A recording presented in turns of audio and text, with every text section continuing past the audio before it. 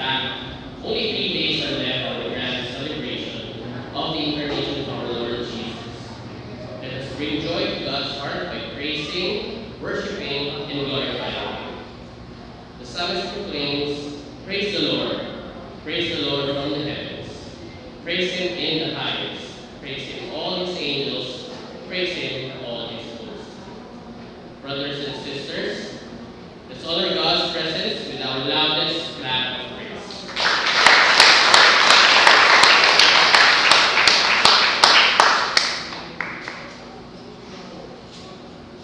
Beloved brethren,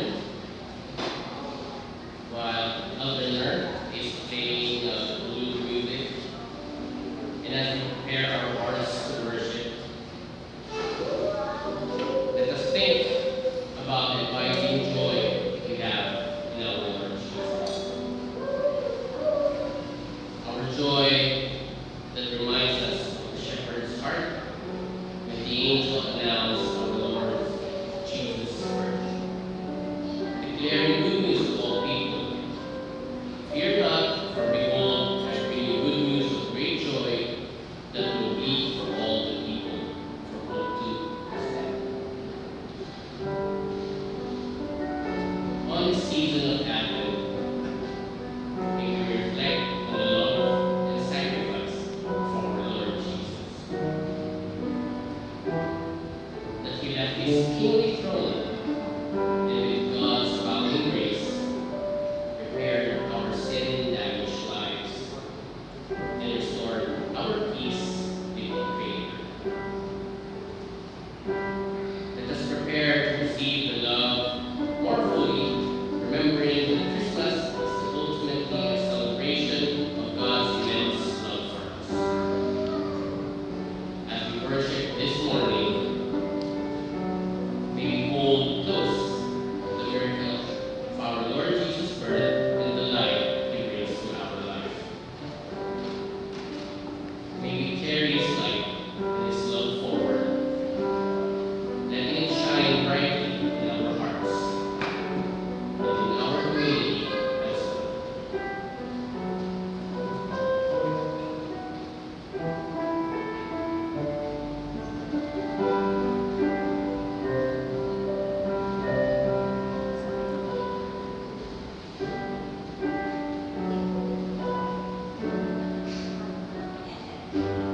Please remain seated as we celebrate the fourth Sunday of Advent, the birth of Jesus Christ foretold.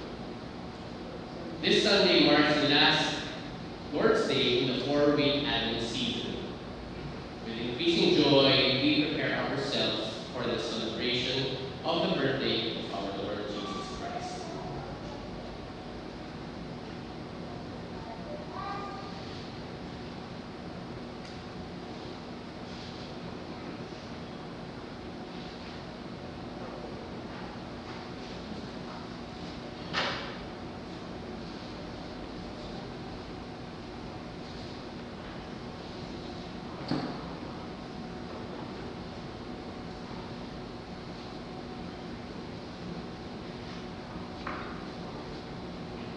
All 4 candles are lighted, 3 purple candles and 1 pink candle. Light pink, deep pink, all happy pink makes this 4th Advent band. They kindle a spark of joy in the season of penitence. Joy permeates the Christmas season. It represents the great love that God demonstrates by sending His beloved Son to the world, fulfilling the promise to redeem us. Please stand as we read responsibly the scripture. Let's read it responsibly. Verses 26 to 13. In the 6th month, God sent the angel Gabriel to Nazareth, a town in Galilee, to a virgin pledged to be married to a man named Joseph, a descendant of David. The virgin's name was Mary. The angel went to her and said, "Greetings, you are highly favored, the Lord is with you." Congregation. Mary was greatly troubled at his words, and wondered what kind of greeting this might be. But the angel said to her, "Do not be afraid, Mary. You have found favor with God. You will be with child and give birth to a son, and you are to give him the name Jesus. All together. He will be great, and he will be called the Son of the Most High. His kingdom will never end. To sing the hymn of response.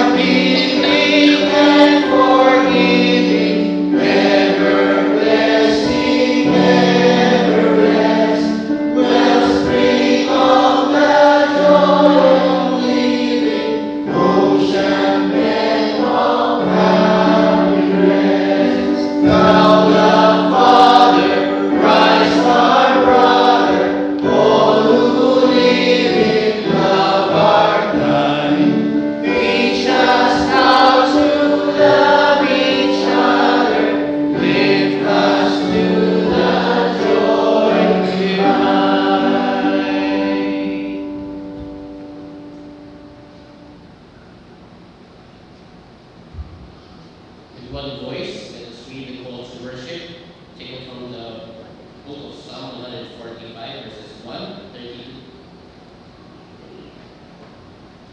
All together. I will exalt you, my God and King. I will praise your name forever and ever. Every day I will praise you and exalt your name forever and ever. My mouth will speak in praise of the Lord. Let every creature praise his holy name. Let us continue worshiping God as we sing the hymn of cross.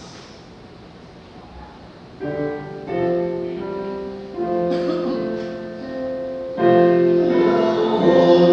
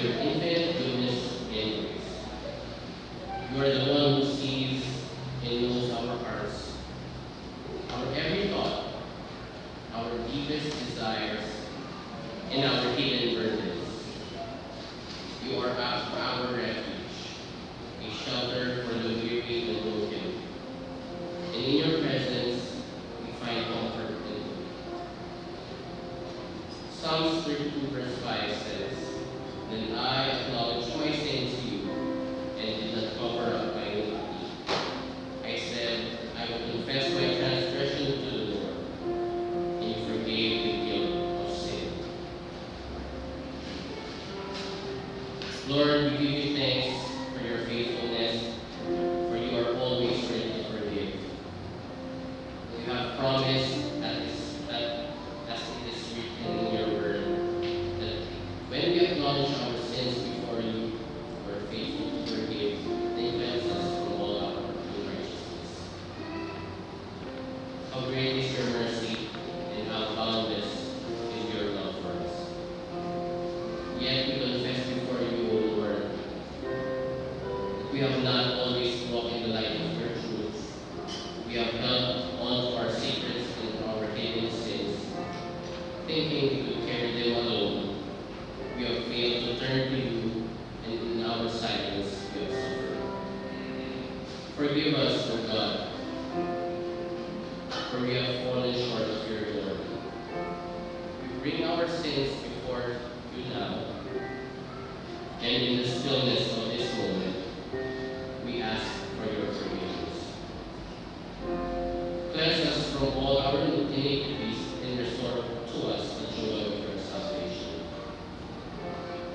May we walk in the freedom that your grace offers, and may we seek to honor you with our lives. In Jesus' name we pray. Amen. From our hymn of response, let us sing, My Jesus, I love you.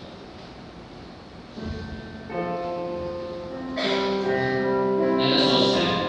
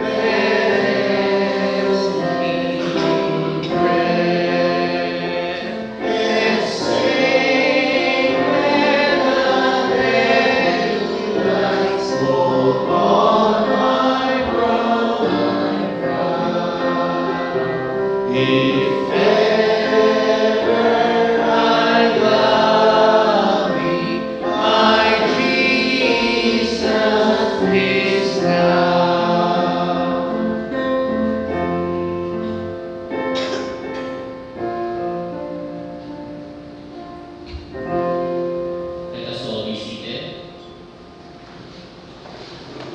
Brothers, to be ministered to us by our dear pastor, Paul.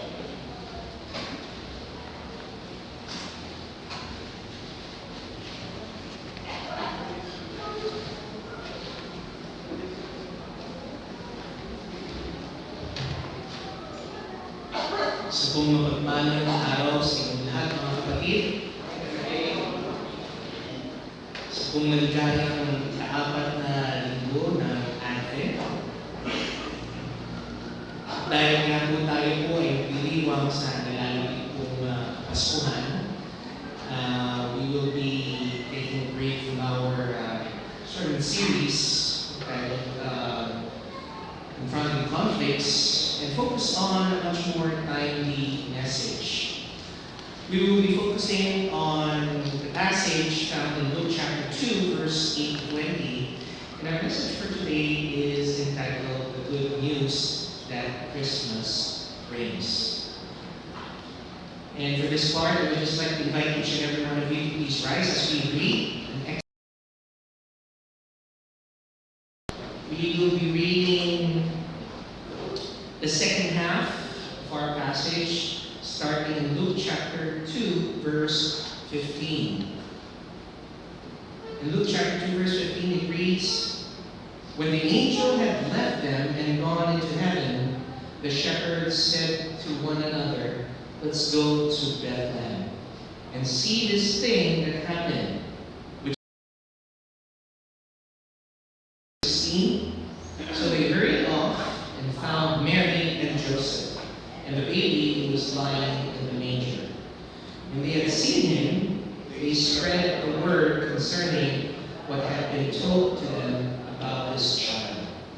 And all who heard it was amazed at what the shepherds said to them. But Mary treasured up all these things and pondered them in her heart. The shepherds returned, glorifying and praising God for all the things that they had heard and seen, which were just as they had been told." May the Lord bless the reading of His word. Please remain standing as we pray. Dear Heavenly Father, we thank you again for the gift of salvation that was ushered to us through the birth of our Lord Jesus Christ, your beloved Son, the darling of heaven, who came down to earth in the form of a lowly bondservant. Thank you, Heavenly Father, that in this moment we commemorate and celebrate where time has been changed eternally because of the coming of our Messiah, our Savior, who continues to reign in heaven. And as we continue to seek your will, we pray that His kingdom will also reign here on earth. This is our prayer. In Christ's name we pray. Amen and amen. You may now proceed.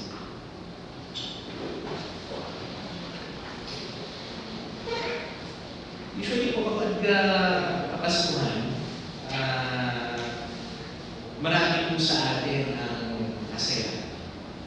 Kasi marami pong bagay na kalakip po ang pagdiriwang ng Kapaskuhan dito sa Pilipinas. Kaya nga usually, madalas po, sinasabi natin, pag Pasko, good news yan. Good news sa mga inaanak. Bakit kanya? Kasi kapag hindi sila tinakbuhan ng ninong nila, naabutan nila sa bahay, automatic yan, good news sa kanila kasi meron silang matatanggap na aginaldo. Sa mga empleyado rin, good news rin yan. Good news ang Kapaskuhan kasi nga, alam nila, mandatory, may matatanggap sila at least na 13-month pay. At kung medyo galante yung ating mga amo, may kalakip na Christmas bonus.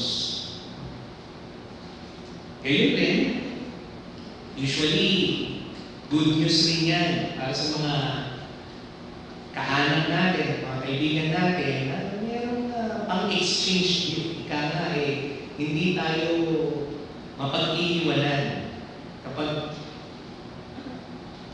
nagpapasahan na ng regalo ang munita natin. At least hindi tayo maiiwan na wala tayong bit-bit.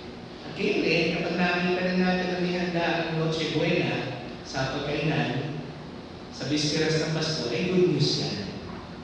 Kadalasan yun yung good news na ating natatanggap. Nakakalungkot kong isipin na tila ba nawala na mismo yung pinaka-mensahe ng Kapaskuhan at kung bakit natin ito pinagdiriwang.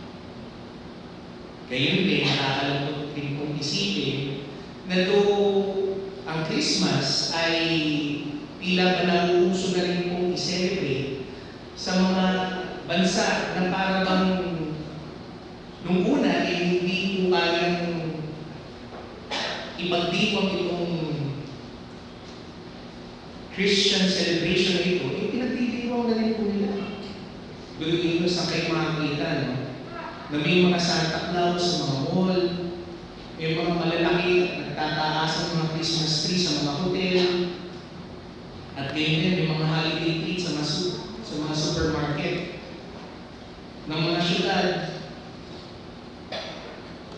kagaya ng Jakarta, Indonesia, at ng Dubai, sa United Arab Emirates. Ito ang mga syudad na ito Muslim cities ito Pero nagse-celebrate sila ng Christmas.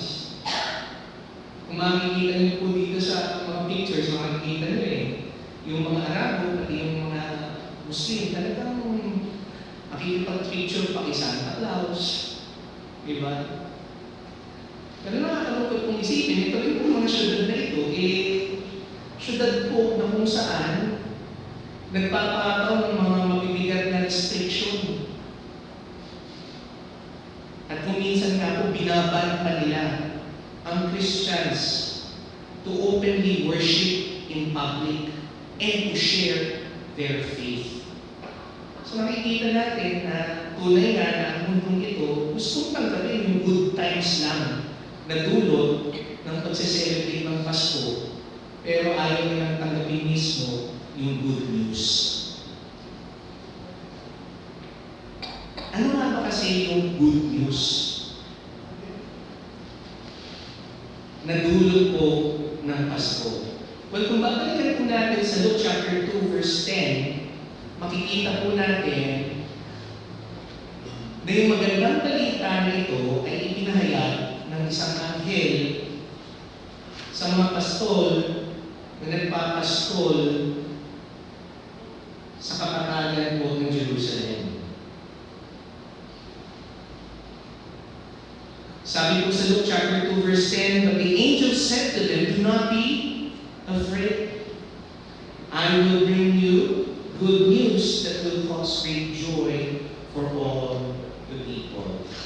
Nakakalungkot pong isipin na sa panahon natin na ito, tila ba hindi na po katanggap-tanggap itong tunay na mabuting balita na inahayag nung unang Kapaskuhan. Na sana po tayo pong mga mananampalataya ay muli po sana natin masaliwa at mabalikan sapagkat meron pong pagpapala. There is much blessing in hearing the good news that Christmas brings. First, para po natin maintindihan ito, tumako po muna tayo in Luke chapter 2 verse 8 up until the first half, verse 10. Makikita po natin sa talatang ito that hearing the good news of Christ brings comfort in the midst of our fears. Biruin niyo po, no? Matapos po na sabihin ng mga anghel doon sa mga pastol na do not be afraid. Sa palagay niyo ba, noong mga panahon na yun, natatakot sila?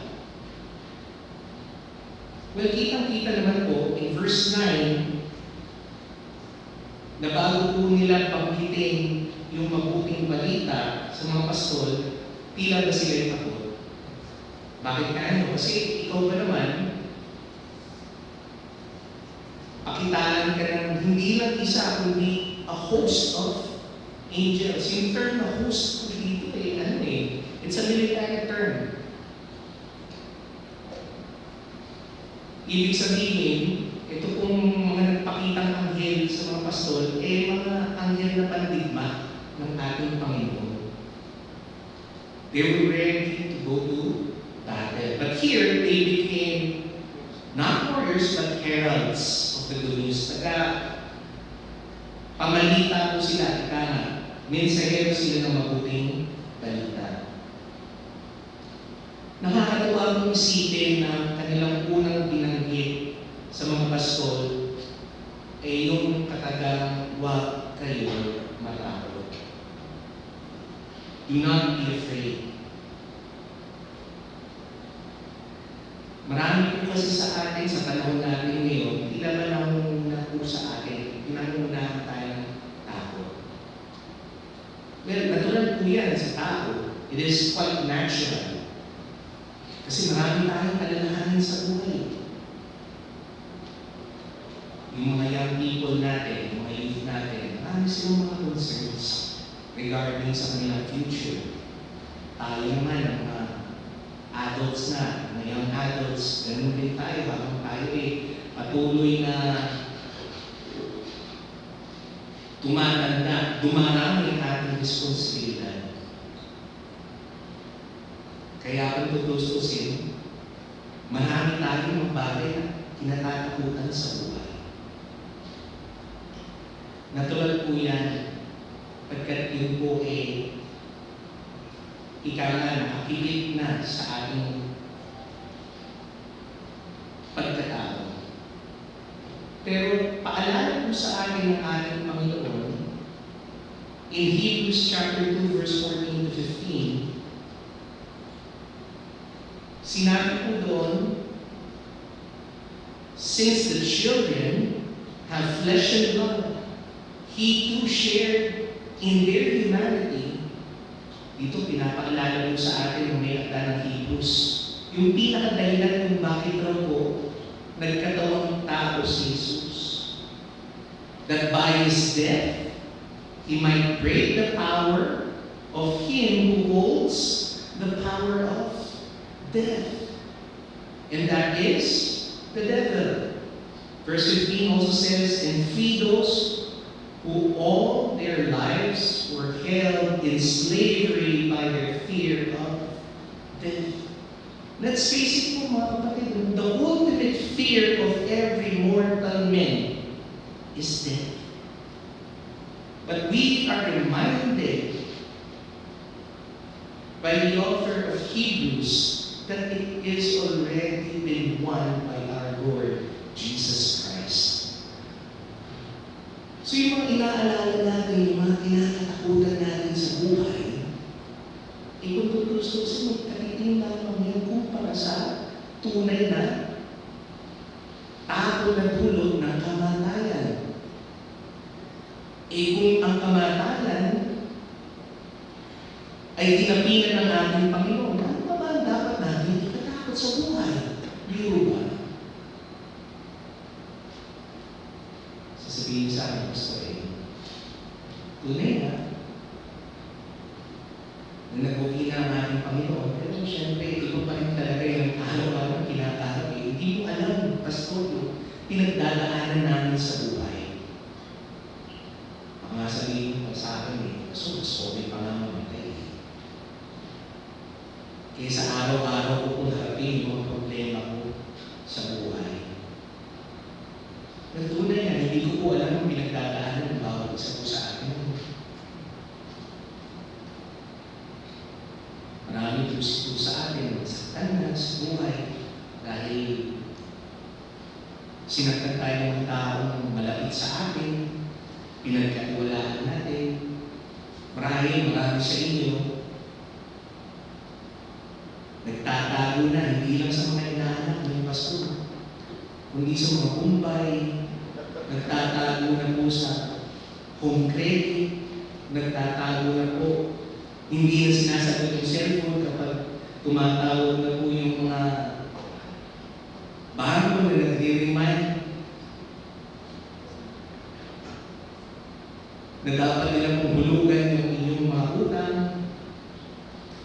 Marami rin po sa inyo siguro natanggal sa kanilang mga trabaho o bumagsak ang inyong mga negosyo. Marami rin sa inyo ngayon, nag-effort kayo na palaguin ang isang proyekto. Marami rin sa inyo siguro dahil nga nalalapit na ang pasukan. May mga mag-high school na, may mga magka-college na, pero tila ba wala pa kayo napapasok ng mga entrance exams. Alam niyo po, yung mga bagay na yan, alam po, mga bagay na dapat talaga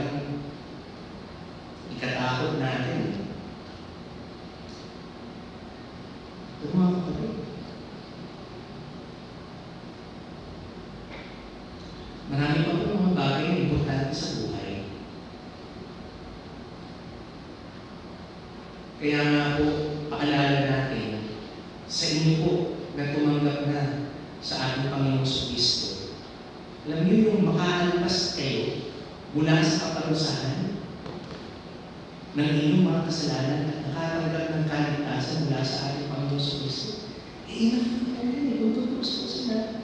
To be joyful and to cease fearing.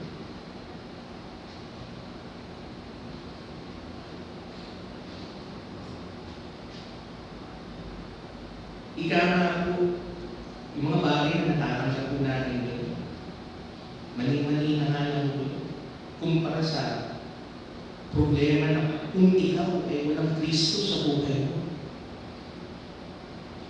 Wala kang kaligtasan.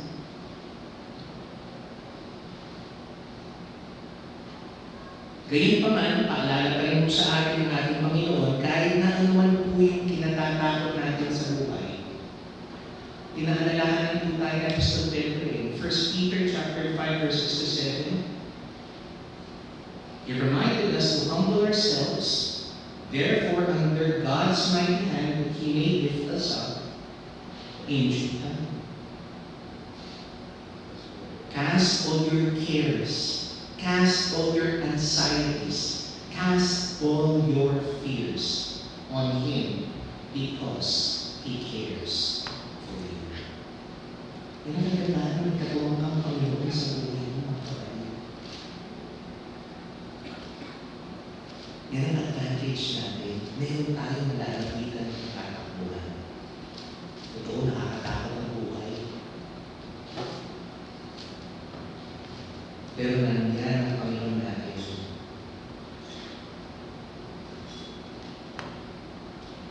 Kaya nga dapat siguro ang panalangin mo natin bilang mga pananampalataya, dapat gayahin natin yung panalangin mismo na binanggit ni Haring David in Psalm chapter 27 verse 1. As he affirms when he said, "The Lord is my light and my salvation. Whom shall I fear? The Lord is the stronghold of my life.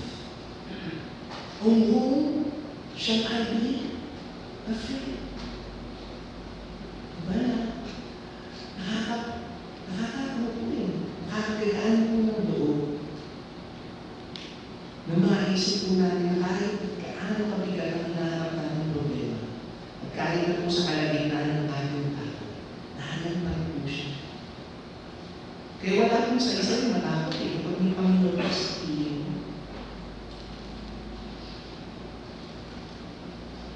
Yan po ang isa sa mga pagpapalang natanggap po natin nung ating pinakinggan at pinanggap ang mabuting balita ng Pasko.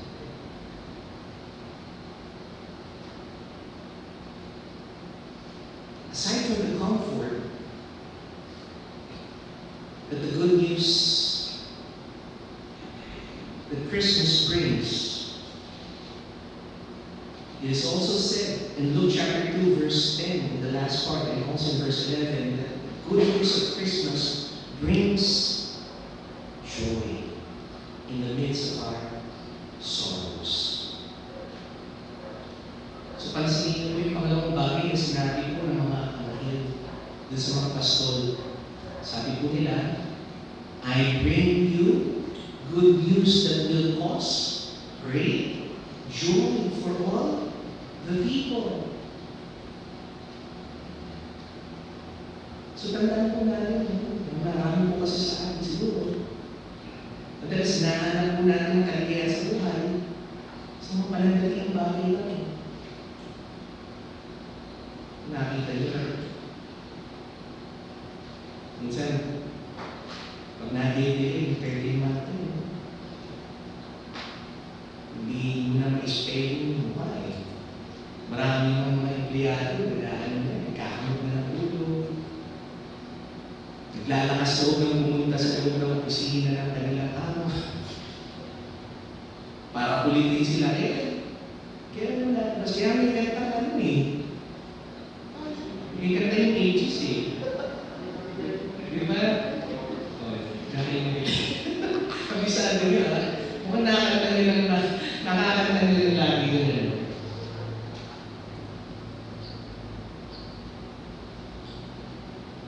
Marami po tayo. Namamala ng malagay natin. Tila ba? Tuwing Pasko, wala tayo. Hindi tayo nakikita ang kaligayahan eh. Marami po sa atin, iniinda. Siyempre, dahil Pasko, marami tayong mga masakon, nakasamahan natin ang loob. Paano ba naman tayo magpapasko niya? Di ba nga, usually, celebrate, hindi rin ang Pasko, kasama dapat pamilya. Paano kung nagkasilaan kayo?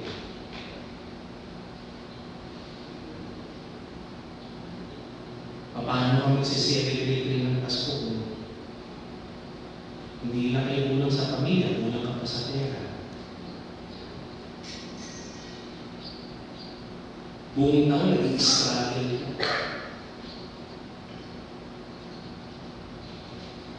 Yun po ang problema kung ang tingin po natin sa kaligayahan, ay makukuha lang po natin sa mga bagay na panandalian lamang. Pero dito maliwanag po sa atin na ang tunay na source ng ating joy, batay po dito sa mensahe ng mga anghel, doon po sa mga pastor, ay sino? Ang ating Panginoong Jesus, the source of our great joy.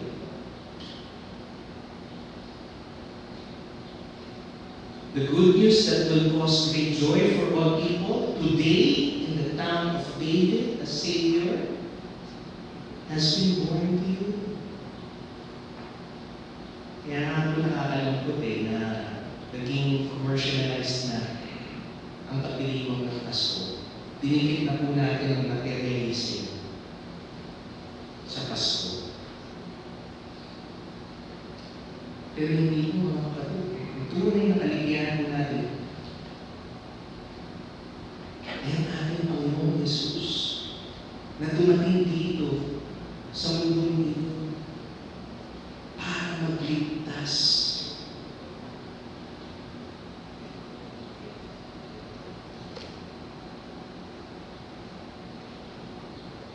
Kaya ganun rin po, paalala rin po sa atin ng ating Panginoong Jesus. Pansinin po ninyo, sinabi po niya sa John chapter 15, verse 9 to 11, ano ba po ang tunay na dahilan at ugat ng ating pagkakaroon ng kaligayahan? Sabi po niya roon, as the Father has loved me, so I have loved you. Remain in my love. And how do you remain in His love? Keep my commands. Just as I have kept my Father's commands and remain in His love. Verse 11, I have told you this so that my joy may be in you and that your joy may be complete. Marami po sa ating doon mga mananampalataya ang hindi talaga na-fulfill sa ating buhay. We do not experience complete and full joy because we think that joy comes from all the temporary and material things of this world rather than us remaining in Christ Jesus. Tanging kay Jesus lamang po tayo pwedeng makaranas ng tunay na kaligayahan.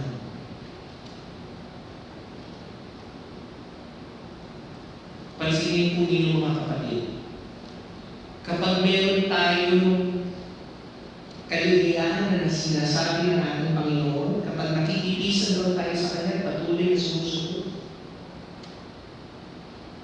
Paalala niya sa atin na kahit na po tayo dumaranas ng mga matitinding pagsubok sa buhay, ang kasiguraduhan daw po natin, patuloy at mananatili ang kaligayahan na yun sa ating puso. in Santiago, in James chapter 1, verse 2, we can do this. It will be possible to count it all joy when we fall into various trials. Magagawa po natin harapin ang mga pagsubok natin sa buhay ng may kaligayahan. Kasi hindi po nakakonekta ang ating kaligayahan sa mga bagay na inaalok ng mundo, kundi tanging sa ating Panginoon lamang. Gayon din, pinapaalala po rin sa atin ng Salmista in Psalm chapter 51 verse 12, yung kanyang panalangin na dapat rin po siguro panalangin natin lahat. Ano nga ba yung panalangin ni David? Restore to me the joy of my salvation.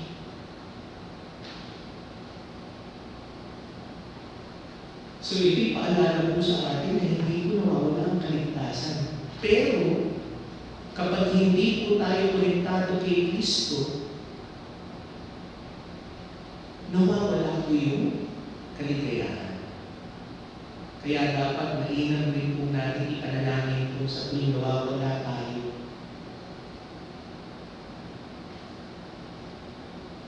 Sa pagkakonekta natin kay Kristo. Restore to me the joy of my salvation. Uphold me by your generous spirit. Ito'y paalala po sa atin. Ito'y paalala sa atin na ang ating Panginoon ang siyang tunay na mapagbigay. Siya yung tunay na generous. Season na ito eh. Pagkat siya yung unang talagang nagbigay. Kaya marami tayong stress sa buhay. Nawawala yung joy natin as we celebrate Christmas. Kasi parang feeling natin obligado tayo na maging generous. Kahit na halos wala na tayo eh. Hindi na natin kaya yung magbigay. Let's change that sometimes. Huwag natin ipilit yung ating sarili kung hindi naman natin kaya. Tandaan natin, it is in this season that we are reminded that it is God who is generous and should be generous, not us. Kung may kaya, kung ano naman kaya, yun ang bigyan natin.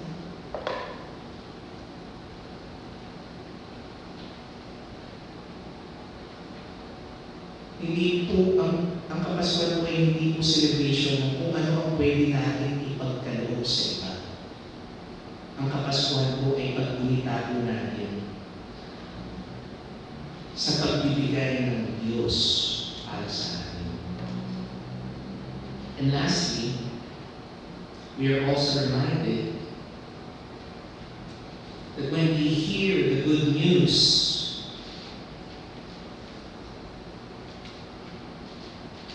God promises to us that it will bring peace in the midst of our chaos. As seen in Luke chapter 2, verse 12, up until verse 13.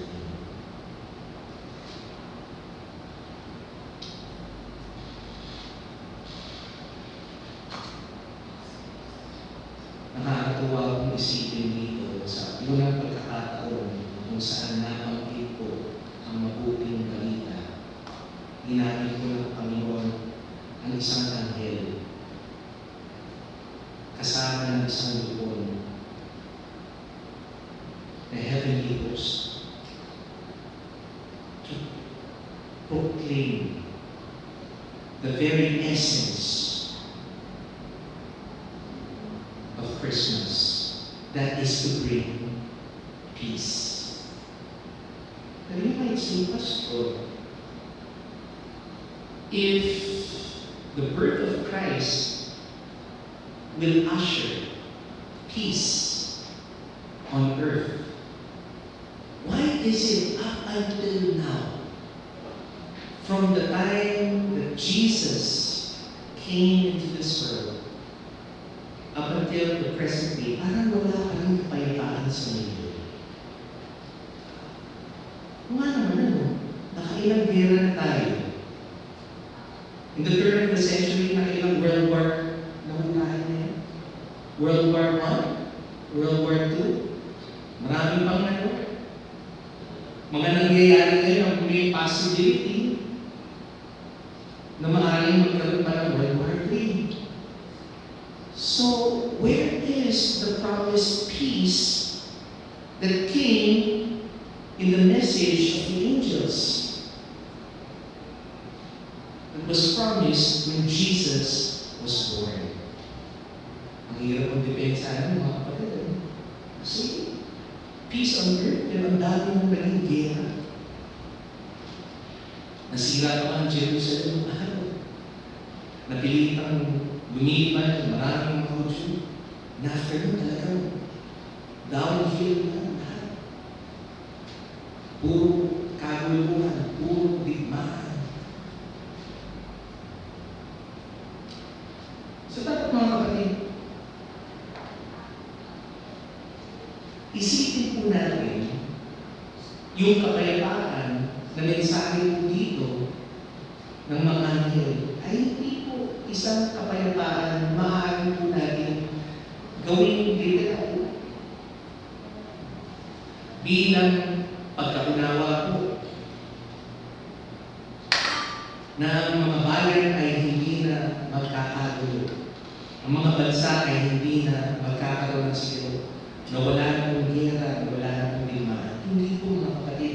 Ang kapayapaan po na sinasabi, pinabanggit po ng mga anghel nagbigay ng mensahe po sa mga pastor ay kapayapaan na ipinagkakaloob ng Ama, ng ating Panginoon sa lahat ng mga tao.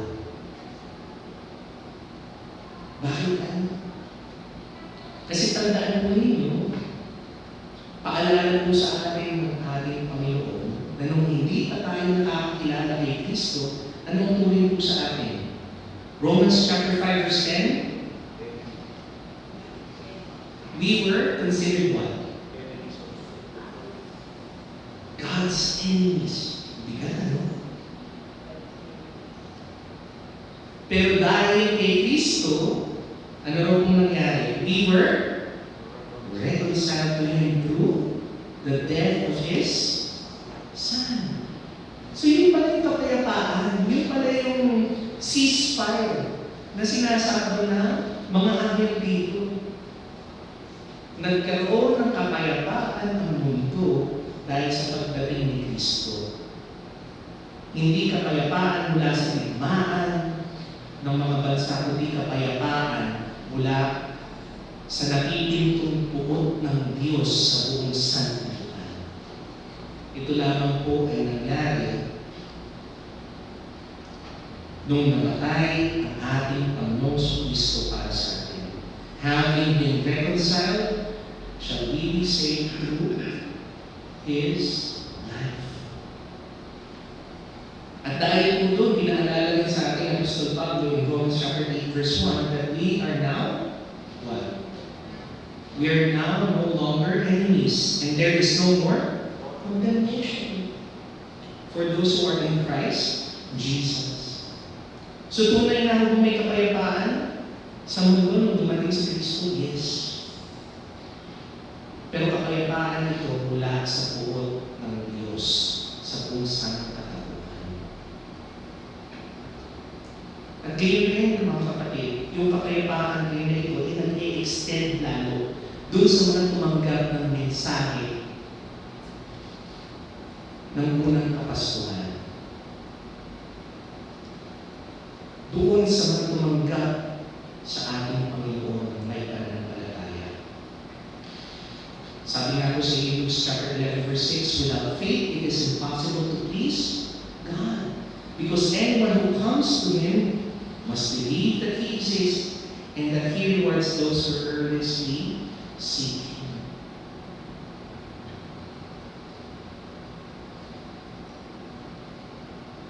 Yun po yung pwedeng pwede po natin magawa para po natin makamit yung kapayapaan ng ating Panginoon if we put our faith in Christ.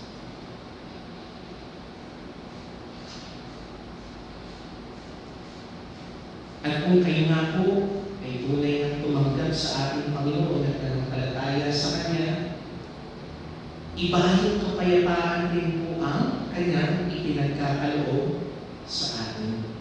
Ang pangako nga po niya in John chapter 14 verse 27, "Peace I live with you. My peace I give you. I do not give as the world gives. Do not let your hearts be troubled, and do not be afraid."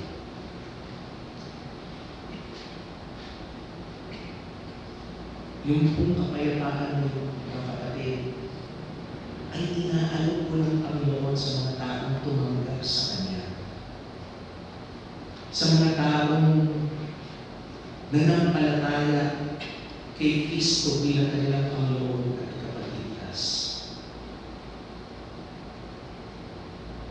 At ang kagandahan naman po nito, mga kapatid, yung kapayapaan po na yun, madali po natin ma-access yun.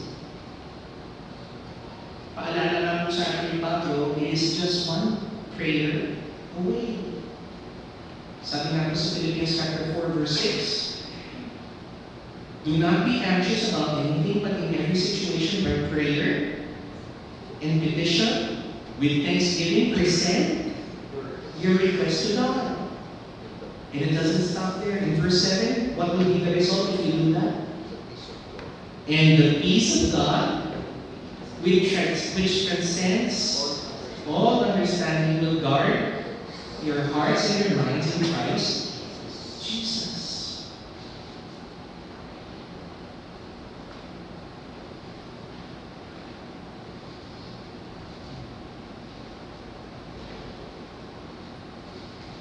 So mga kapatid, kahit na po tayo marap sa mga matitinding pagsubok sa buhay, yung kapayapaan na yun, na ating pong natamo simula kung tayo'y umasa kay Kristo at nanampalataya sa Kanya, ang siyang magbibigay po sa atin ng kakayanan na maging magluwasay kahit ito sa kalagitnaan ng ating mga problema. Kaya nga po, ang ganda yung pagkakasabi sa atin. When we are reminded that peace of God, which transcends all understandings, ito'y paalala mo sa atin na kahit na hindi mo na maunawaan ang mga bagay-bagay na nangyayari sa buhay mo, nananatili pa yung kapayapaan na yun.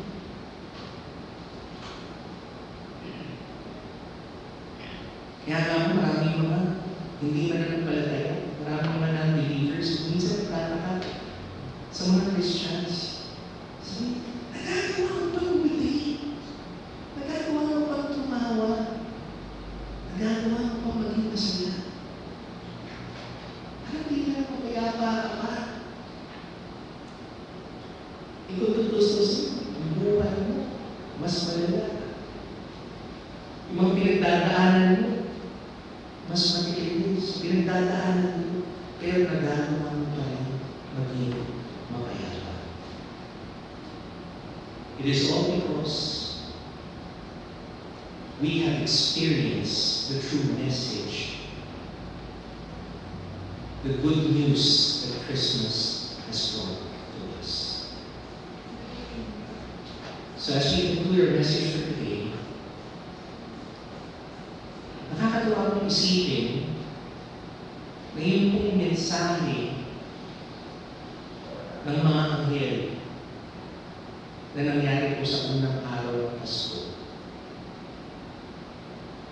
ay hindi lang po nakakapagpabago at nagbibigay pagpapala sa ating kalooban. Makikita rin po ninyo kung tunay na po natin tinanggap ang mensahe ng Kapaskuhan, nababago rin po yung ating panglabas. Change will truly be evident in our lives. And one of the things that will be evident in our lives is that we will be able to become true worshipers. As seen in Luke chapter 2, verse 15 to 16, to verse 20. Pansinin mo mga kapatid. Simula nang pinutusan ng mga anghel, yung mga tasol na puntahan si Kristo doon sa sabsaban, naranasan nila na mabuksan ang kanilang mga spiritual na mga mata. Nakapagtakan, sasabihin nila, ano ba kaya yung special doon sa bata na pinanganak doon sa kahinan ng mga hayop, doon sa sabsaban? Siguro iniisip nyo na yun, nakakapagtaka. Pero alam mo yun, simula siguro nung nakita nila, very specific kasi yung detalye na binigay ng mga anghel doon sa mga pastor. Kaya isa rin po yun siguro sa mga naging dahilan kung bakit nakabuksan din ang kanilang mga mata. Kasi naalala nila na totoo lahat ang sinasabi ng mga anghel dito.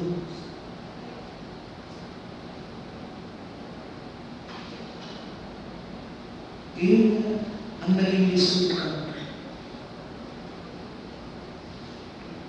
Gawin mo yun.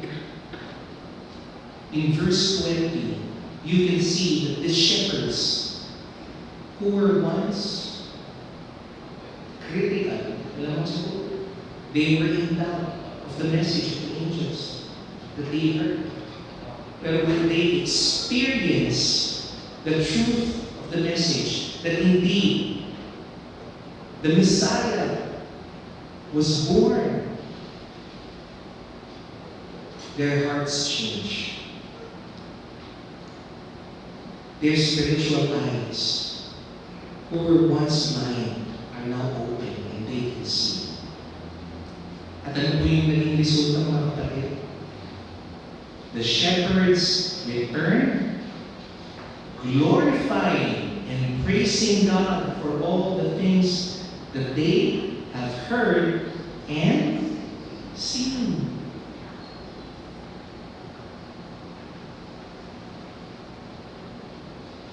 That is the result of receiving the message, the good news of Christmas. It will lead us to true worship who Christ is.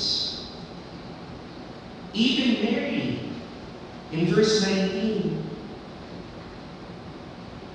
Mary was stressed when she gave birth to Jesus. Her eyes were also now open. That the very baby that she bore that night was not just a mere baby in the manger. This was the creator of heaven and earth. This was Emmanuel, God with us, dwelling with us. That's why in verse 19, her worship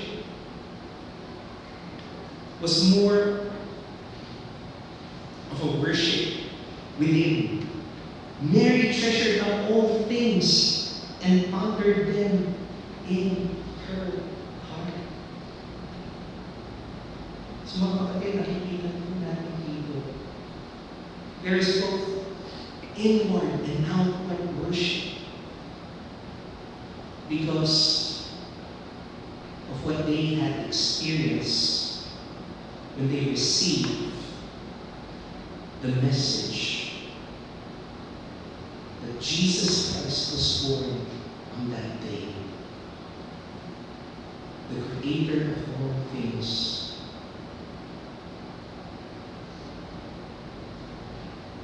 That came here to be served, but to serve. And it didn't stop there. As people continue to experience Jesus on a more personal level, they became attracted and they are now open in worshiping God through Jesus.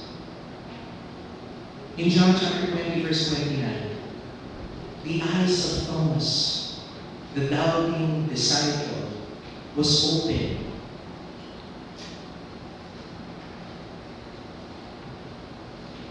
When he put his hands on the pierced side of Jesus. And what did he say? My Lord and my God.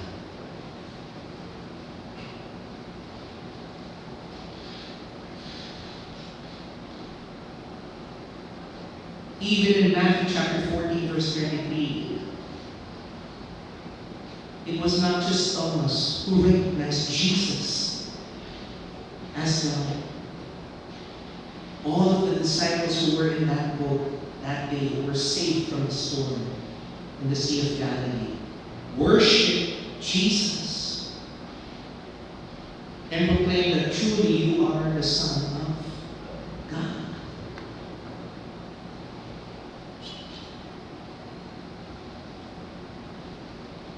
It is only through the acceptance of the good news can we have open spiritual eyes so that we will be able to genuinely worship who God is. And that is through our Lord and Savior, Jesus Christ. Another outward result, if we receive the good news, is that it will lead us in proclaiming the gospel boldly. In Luke chapter 2, verse 17 to 18, when they have seen the child, when they have seen the Messiah Jesus, they didn't get that event from themselves. Hindi po nila tinago yung pangyayari yun. Bagkus, ano pong kanilang ginawa?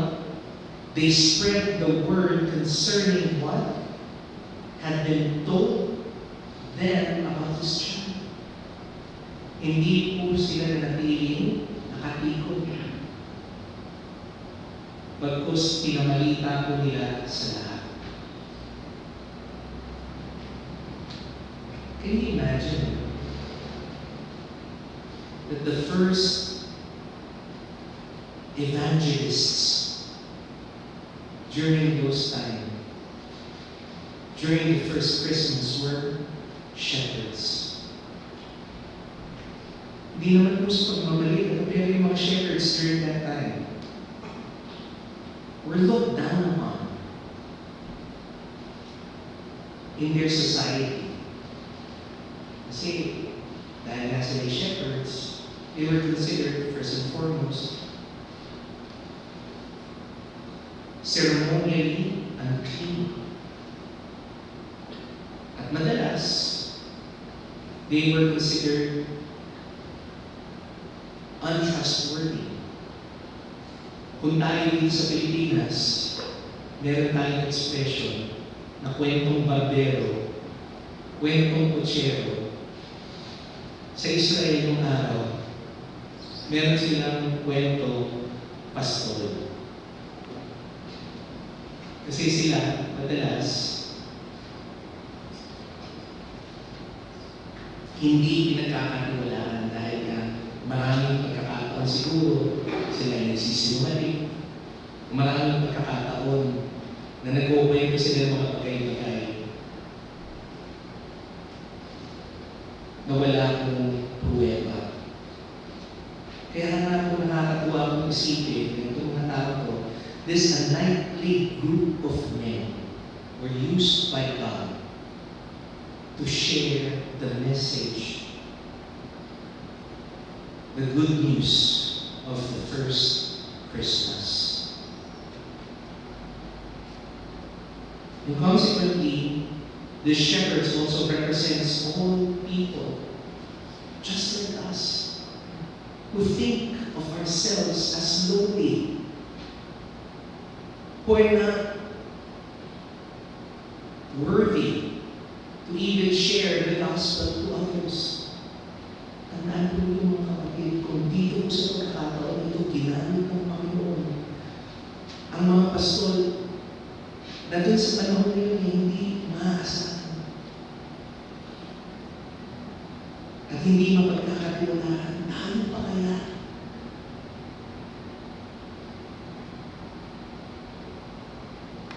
Ito po'y paalala po sa ating mga kapatid, dapat tayo, kung tunay na natin natanggap at pinagkaniwalaan ng mensahe ng mabuting balita ng unang Pasko, dapat excited din tayo ipakalat ang balita na ito sa ibang hindi man nakakakilala sa ating Panginoon. Mahal mo sabihin ito, Pasko, mahina ako eh. Hindi ko kaya mag-explain, hindi ko kaya mag-share. Ano po ba paalala sa ating mga Panginoon? In Matthew chapter 28, verse 18 to 20, all authority in heaven and on earth has been given to me. Therefore, go and make disciples of all nations, baptizing them in the name of the Father, and of the Son, and of the Holy Spirit. Ang nagpapasubo po sa atin na ipakalat yung mabuting balita ay si Kristo. The person to all authority in heaven and on earth has been given. So kung yung mismo nagputos sa atin,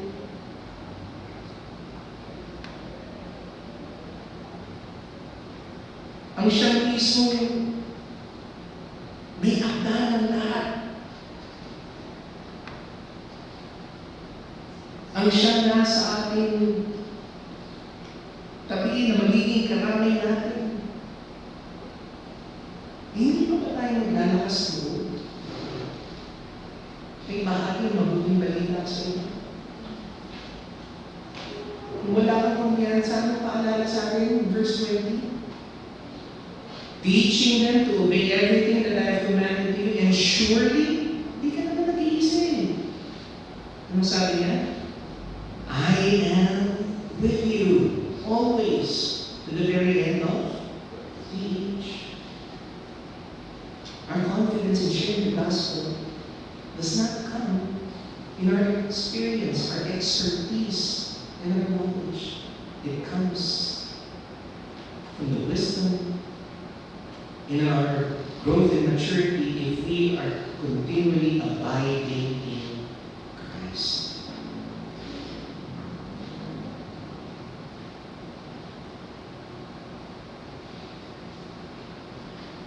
However, nakakalungkot po, recently, may mga nababanggit po, yung ibang mga, ito na, matagal ko lang po naririnig dito eh. Siguro i-address ko na po as we conclude this their message. In sharing the gospel daw, sabi rin nila, ewan ko kung narinig nila po yung expression nito, the phrase na ito. When you preach the gospel at all times. Use words if necessary. So, ano ibig sabihin ng mga kapatid? Okay. Sabi rin nila, share the gospel through your life. Make your life an example of the gospel. But is it biblical to say that? So, marami ka rin eh. Hindi, sa buhay ko na lang, pakita ko na lang. Example ko. Well, it is good also. It is required for us to have a good testimony as believers in Christ. Pero for you to neglect sharing the word, what does the Bible say? Romans chapter 10, verse 14. Tama siguro, eh. Sabi niya, paano mo may ganyo isang tao na manampalataya at maniwala?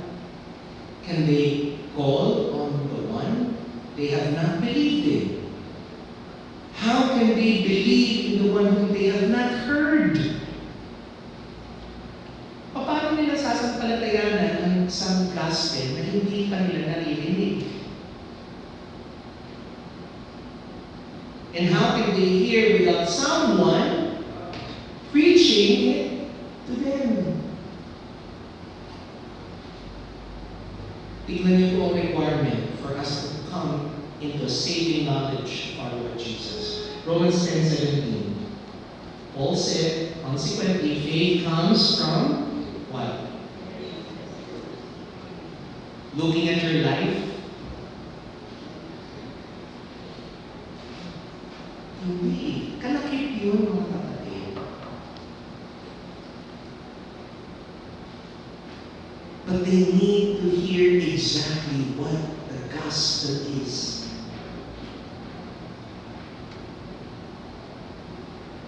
Faith comes from hearing the message, and the message is heard through the word about Christ.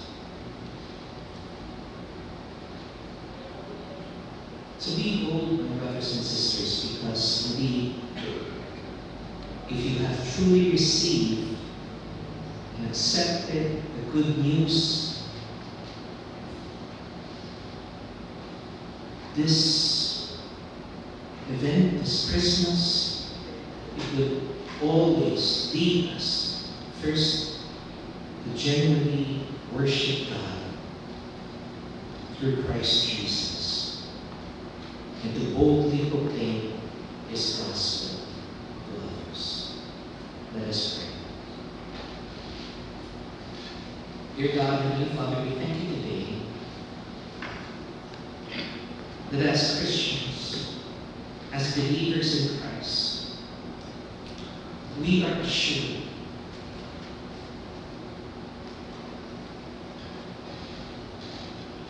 that the message that we hold dear, the gospel, the good news that came from the first Christmas, indeed continues to bring us comfort amidst our fears.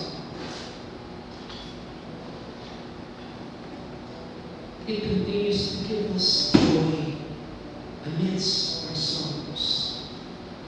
And it continues to give us peace in our times of chaos.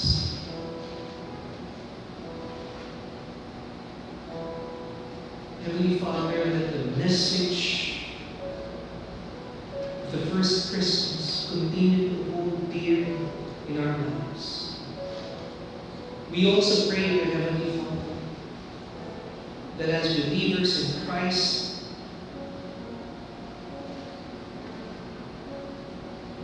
may we be a catalyst of change in this society who continue to hold on to the good times that the celebration of Christmas brings, but never accepts its message. I pray, Heavenly Father, that your gospel would continue to work in us and through us. That it would be evident and seen in our way of worship,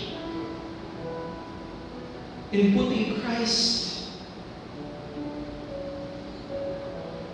in the center of all our lives.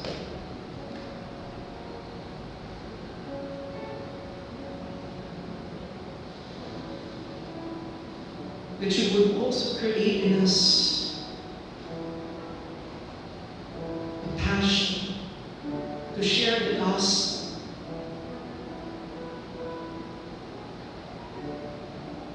through our words, through your word, and through our lives. Spirit of the of the living God, may you continue to work in us and through us as we celebrate the comfort, the joy, the peace of this Christmas praise. This is our prayer. In faith and in thanksgiving, in the mighty name of Christ Jesus our Lord. Amen.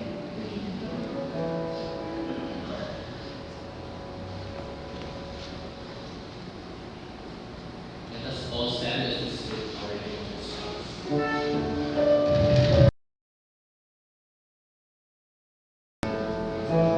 Joy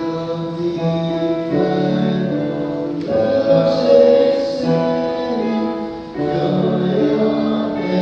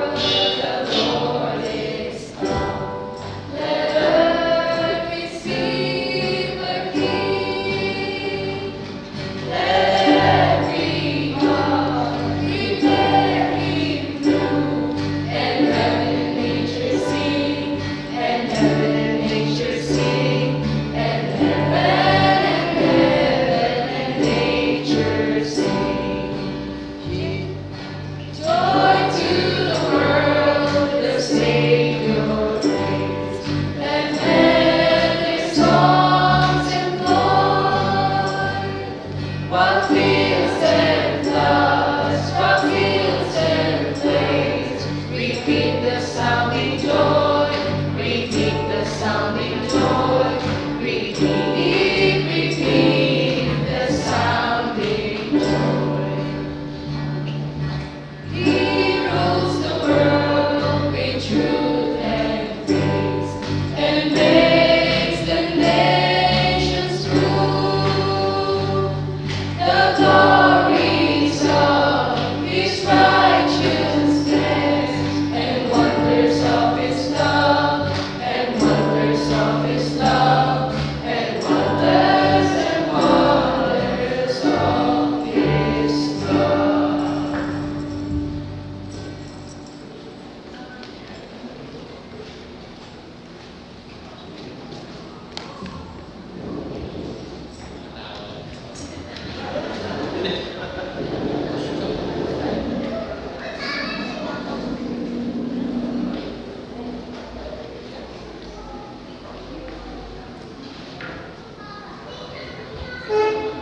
Let's come on our heads in prayer. Gracious God, we come to you with hearts full of gratitude, remembering your faithful provision in our lives, as your word declares in your word, you shall remember the Lord your God, for it is He who gives you the power to get wealth. We acknowledge that all we have, all that we are, and all that we hope to be is a gift from your generous hand. Lord, we offer these gifts today, not out of obligation, but out of thanksgiving. We give back to you what you have richly blessed us with, trusting that you will use them for your purpose, to spread your love, to build your kingdom, and to bring glory to your name. We thank you for the strength you provide to labor, to serve, and to grow in faith. May these offerings be a reflection of our hearts, grateful for your provision and dependent on your grace. Bless these gifts and bless those who give, that your work may continue in our world, in your glory we may adore. In Jesus' name we pray. Amen. Let us all stand and say our love song to you.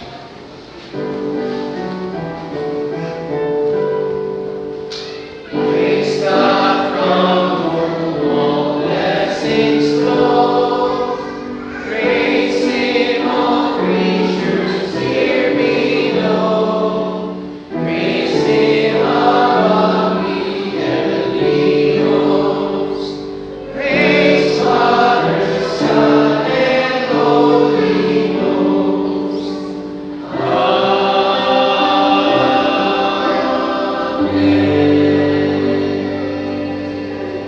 We will be seated, and we will now call on Lawrence.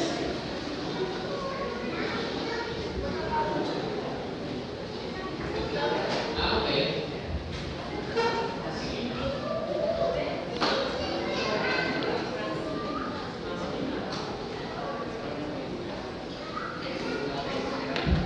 So ayun po, good morning po sa ating lahat.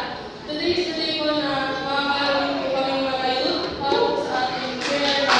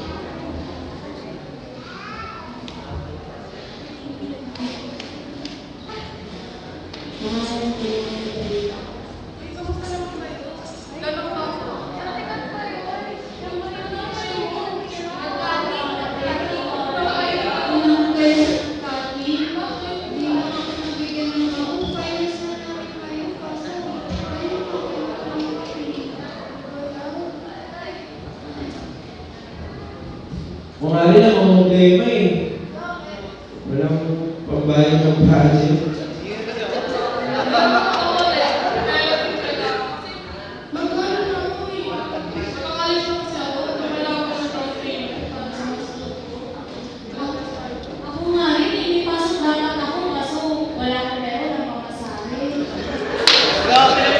Sino ba ang tatay mo?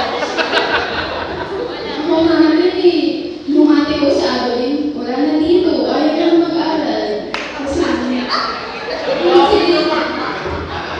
yung mag-aral kaya nabawal na lang ako nato. Saan? Sa Japan? Oo, sa Japan. Eh, di ba marami tayong Christmas? Tapos hindi ko nakikita ko na ang marami na. Ba't di ko tapos ka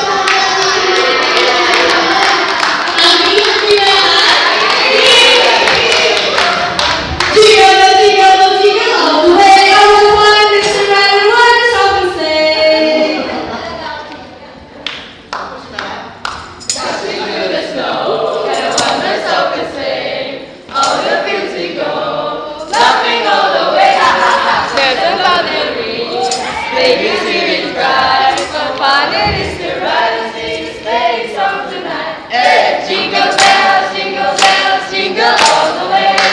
Oh, what fun it is to ride and wonder something say. Hey, jingle bells, jingle all the way. Oh, what fun it is to ride and wonder open sleigh. Feliz Navidad, pa para pa pa. Feliz Navidad, pa para pa pa. Feliz Navidad, prospero año de felicidad. We wanna wish you a Merry Christmas, Merry Christmas. You a Merry Christmas, Merry Christmas. A Merry Christmas from the bottom of my heart. Isa pa! I wanna wish you a Merry Christmas. I wanna wish you a Merry Christmas. Merry Christmas. I wanna wish you a Merry Christmas from the bottom of my heart. May tatalo pa ba? Saan? May tatalo pa ba sa Pasko ng Pinas? Wala! Wala! Ang kaligayahan natin walang kupa. Di alintana kung walang pera. Basta tayo'y magkakasama. Ibang-iba talaga ang Pasko sa Pinas. One more time! May tatalo pa ba sa Pasko ng Pinas? Wala. Ang kaligayahan natin walang kupa. Di alintana kung walang pera. Basta tayo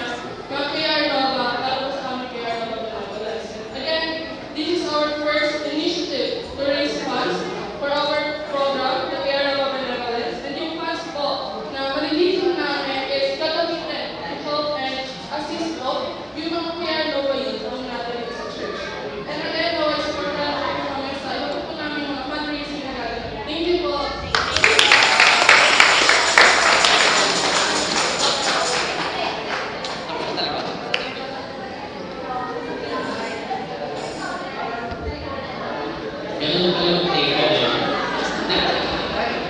Okay naman. Sino po next? Meron pa po? Men's raw, Yes, men's. naman. Ubusin namin naman ang pagkawalin ko. Diba, let's now move on to our greetings and church announcements. Warm welcome to our visitors and guests and to all our online worshipers. Join us again on Wednesday for our Christmas service and Sundays thereafter. Greetings for our birthday celebrators. On the 27th, si Nicole Cecilia Antioquia. Birthday po. And for our wedding celebrators this week, pareho po on the 28th, si Bong and Rain Abadilla. And si Mark and si Cara Corrales. Yan, i-ready na yung birthday po. And other announcements, on December 25th, Wednesday, meron po tayo Christmas worship service 10 a.m. Again po, 10 a.m. siya. Dito po. And on the 29th, Thanksgiving service, 9 o'clock in the morning. Please don't forget, please remember to bring your gift for Jesus. So either monetary or one shot. So, anything else? Any additional announcements? Wala na po ba? Wala na po. We have now. Ano ba? Ayan. Meron pa. Thanksgiving fellowship ng KR. December 28, 1 p.m. Saan to? Saan to? Dito rin. Sa likod? Ha? Abrea. Ha? La Brea. Dito, sorry. Dito sa likod. Basta yun. Magkikita kita doon na ba? Or what? Dito muna sa church. Okay. So, ano yung pwedeng dito? Dito. Paano dyan? Hindi ko yung nakalagay. Pahintana. Okay. Pahinga at panalangin.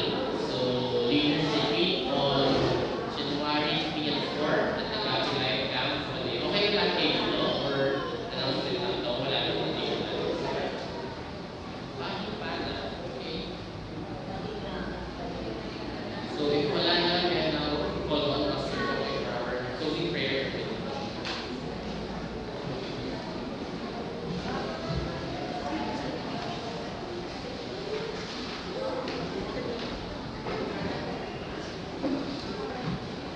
Mga kapatid, tayo po na lang. Panginoon, nagpapasalamat ako ngayon sa pagkakataon na muli po kami malayang makapagdidiwang, Panginoon, ng Kapaskuhan. Ngunit, Panginoon, aminado rin po kami na nakalimutan rin po namin ang tunay na mensahe ng Pasko. Naway, sa pagkakataon na ito, gamit ang iyong salita, sa pagpapaalala ko mula sa inyong mensahe kanina, O Diyos, naway manatili po sa amin ang katiwasayan, kaligayahan, at kapayapaan, Panginoon, tulot ng mensahe ng unang Pasko na si Kristo bilang Diyos ay nagkatawang tao upang sa gayon kami ay makaranas ng kapatawaran mula sa inyo. Hinihiling rin po namin, O Diyos, na naway ang mensahe rin ng Pasko nito ay hindi lang po manatili sa iglesia nito. Ngunit ito'y Panginoon, dalangin namin na naway mabuting balita na dulot ng unang Pasko ay maipahayag din namin sa mga taong hindi pa nakakakilala sa aming Panginoon Jesus. Salamat rin, Panginoon, sa mga kapatiran namin nagdiriwang rin ng mga espesyal na araw ng kanilang buhay. Tinataas po namin, Panginoon, si Deacon Cecilia Antioquia na nagdiriwang ng kanyang pinalalapit na kaarawan sa darating po na Desyembre 27. Ngayon din ang aming pong mga kapatiran na sina Brother Bowen B. Padilla, at sina Brother Mark, Sister Chica Morales, na nagdiriwang din po ng kanilang anibersaryo. Tinataas po namin sila, Panginoon, sa inyo, na naway sa kanilang pagdiriwang, kayo po siyang madakilan, mataas, matagdagan, Panginoon, pa, mahabang taon, kanilang buhay at ang kanilang pagsasama na magagamit po nila sa kadalakilan ng inyong kaharian dito sa mundo ito. Panginoon, itinataas din po namin ang mga isasagawa yung mga programa sa darating po. Ang araw nito linggo na ito, tinataas po namin ang Panginoon ang nalalapit po namin Christmas worship service naway sa mismong araw po ng Kapaskuhan. Naway wala po kaming bagay na maitataas, mapapapurihan po di kayo lamang. Ngayon rin, O Diyos, sa amin pong isasagawang Thanksgiving service sa darating na 29 ng Disyembre. Naway isuko po namin ang mga bagay na maituturing po namin sakripisyo para sa inyong kadalakilan bilang pamamaraan rin ng aming pong kagalaran, pasasalamat sa kabutihan ninyo at katapatan ninyo ng daang taon. Panginoon, tinataas rin po namin ang mga kabataan din na naghahanda rin po ngayon, Panginoon, sa kanilang gagawing fellowship. Pinapanalangin po namin na maging pagpapala po sila sa gagawin po nilang Thanksgiving fellowship sa darating po 27 ng Disyembre. Nanaway kasama po ng ibang mga kabataan.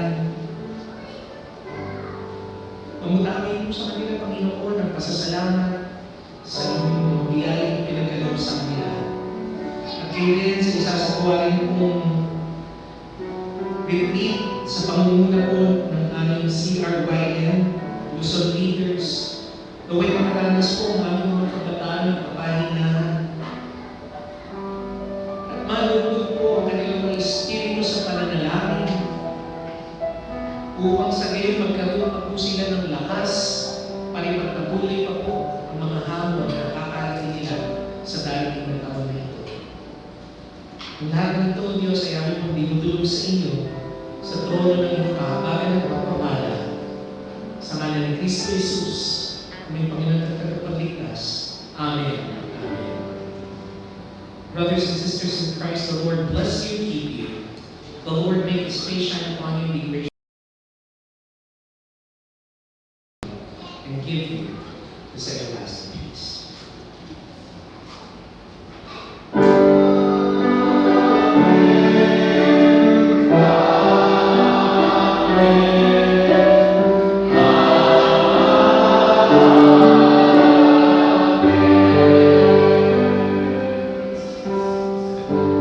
God bless you all and have a blessed Christmas celebration.